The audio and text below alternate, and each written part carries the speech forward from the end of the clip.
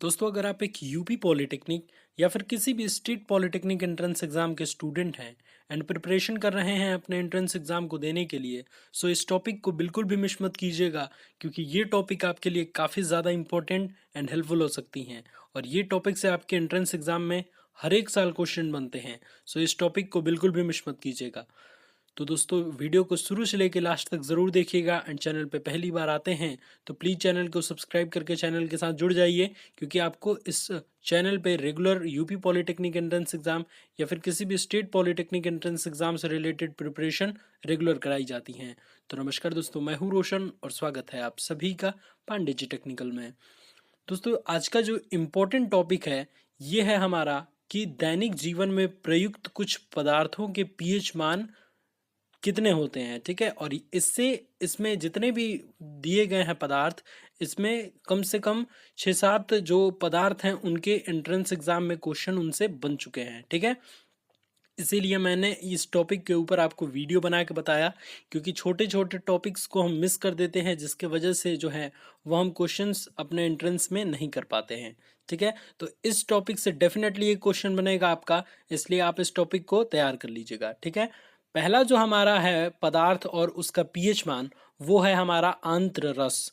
ठीक है, आंत्र रस का पीएच मान 1.4 होता है। ठीक है, और देखिए इसके संबंध में मैं कुछ आपको जानकारी दे देता हूँ कि पीएच जो होता है उसकी जो खोज की थी उनके वैज्ञानिक का नाम शोरेंसन था। ठीक है, तो उसे आप ध्यान में रखेंगे। एंड इसके अलावा जिस भी पदार्थ का पीएच मान 7 होता है वह उदासीन विलयन कहलाता है, 7 से कम होता है तो वो अम्लीय विलयन कहलाता है और 7 से अधिक होता है तो वो क्षारीय विलयन कहलाता है। ठीक है, तो एंट्रेंस के लिए आपको इतना ही जानने की जरूरत है। ठीक है, तो आंत्र रस जो होता है वो अम्लीय प्रकृति का होता है, इसलिए उसका पीएच मान 1.4 होता है। ठीक है, अब देखिए दूसरा जो है वो हम अपने दैनिक जीवन से ही सीख सकते हैं कि नींबू का रस। आप ही बताइए कि नींबू का रस कैसा होता है।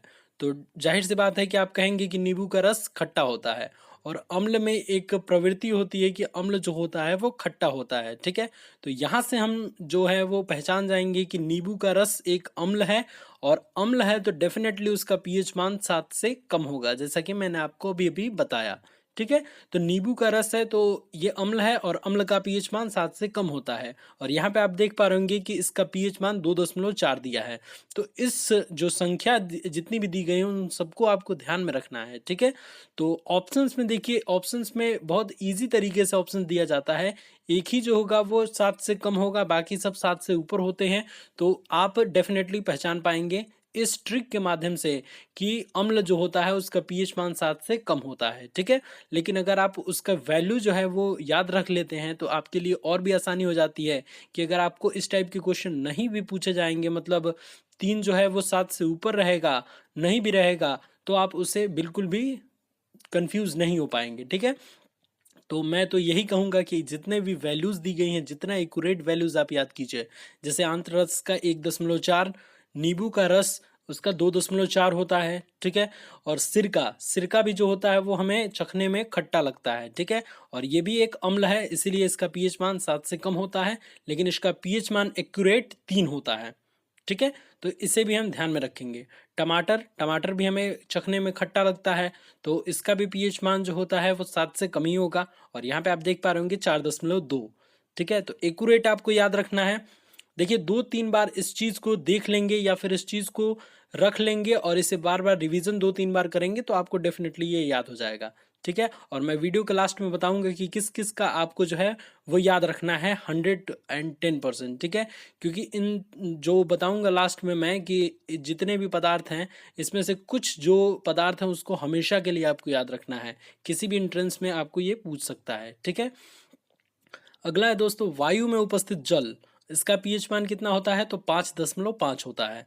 ठीक है, दूध दूध का पीएच मान कितना होता है, मिल्क जिसे कहते हैं, तो मिल्क का पीएच मान 6.4 होता है। तो इस इंपॉर्टेंट क्वेश्चंस को आप तैयार कर लेंगे। अब देखिए, अब एक और कॉलम में दिया है पदार्थ और उनके पीएच मान, तो इसमें जो है वो 7 से ऊपर वाला दिया है और 7 दिया है। तो देखिए शुद्ध जल एक उदासीन द्रव होता है इसलिए इसका पीएच मान 7 होता है, तो इसे हम ध्यान में रखेंगे।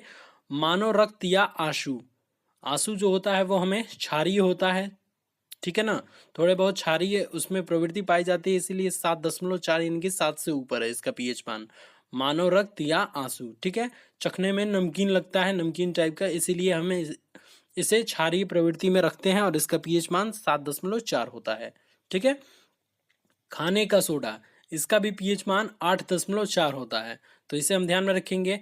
उसके बाद से अंडे, अंडे का पीएच मान जिसे एग्स कहते हैं, अंडे का पीएच मान 7.8 होता है। इसके अलावा घरों में प्रयुक्त अमोनिया जो होती है उसका पीएच मान 11.5 होता है। और चूना, चूना का पीएच मान 13 होता है। ठीक है। तो इस टाइप में देखिए, इसमें जो है वो इम्पोर्टेंट है आपका नींबू का रस, सिरका, टमाटर, दूध और शुद्ध जल, और उसके बाद से आंसू या मानव रक्त। इतने को अगर आप ध्यान में रखते हैं, और चूना भी ले सकते हैं, तो इतने को आप ध्यान में रखते हैं तो आपके एंट्रेंस में इसी से क्वेश्चन बनेंगे। ठीक है। लेकिन सबको आपको ध्यान रखना है, ताकि अगर भाग भरोसे अगर नहीं भी बनता है इन सबसे क्वेश्चन, और जो इसमें दिए गए हैं जैसे कि वायु में उपस्थित जल, इससे क्वेश्चन बन जाता है तो आप उसे कर पाएंगे। इसीलिए सबको ध्यान में रखिए, लेकिन विशेषतर जो है वो आप आंतरस, नींबू का रस, सिरका, टमाटर और फिर शुद्ध जल, दूध, मानव रक्त एवं आंसू का याद रखिए। ठीक है। तो इसे आप ध्यान में रखेंगे। अब देखिए, एक और टाइप से क्वेश्चन क्रिएट हो सकता है कि बहुत सारे वैल्यूज दे देंगे। ठीक है।